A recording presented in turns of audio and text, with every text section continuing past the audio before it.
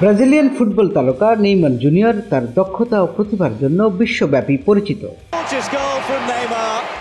সম্প্রতি চোটের কারণে মাঠের বাইরে রয়েছেন, তবে চোটগ্রস্ত অবস্থায় পার্টিতে অংশগ্রহণ করে নতুন বিতর্কেরও জন্ম দিয়েছেন এই সুপারস্টার। সাম্প্রতিক সময়ে নেইমার তার শৈশবের ক্লাব সন্তোষে ফিরে গেছেন, তবে চোটের কারণে সাও পাওলো রাজ্য চ্যাম্পিয়নশিপের সেমিফাইনালে করিন্থিয়ান্সের বিপক্ষে ম্যাচে খেলতে পারেননি তিনি।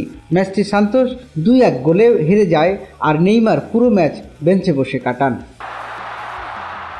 এর আগে 3 মার্চ ব্রাগান্তিনোর বিপক্ষে মাঠে নামলেও অস্বস্তি বোধ করায় মাঠ ছাড়েন নেইমার, কিন্তু কিছুক্ষণ পরই রিও ডি জেনিরোর সাম্বাড্রোনে কার্নিভাল প্যারেডের এক পার্টিতে তাকে দেখা যায়। চোটগ্রস্ত অবস্থায় পার্টিতে অংশগ্রহণ করায় সমর্থকদের মধ্যে ক্ষোভ ও সমালোচনা শুরু হয়। সমর্থকরা প্রশ্ন তুলেছেন নেইমারের পেশাদারিত্ব নিয়ে। তাদের মতে চোট থেকে সেরে ওঠার সময় পার্টিতে অংশগ্রহণ না করে পুনর্বাসনে মনোযোগী হওয়া উচিত ছিল তার। কেউ কেউ তার চোটের সত্যতা নিয়েও সন্দেহ প্রকাশ করেছেন।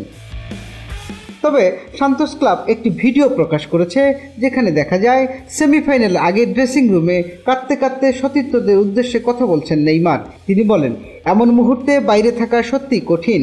আমি আমার সমস্ত আবেগ নিয়ন্ত্রণ করার চেষ্টা করছি, কিন্তু আমার ভেতরের দুঃখ লুকাতে পারছি না।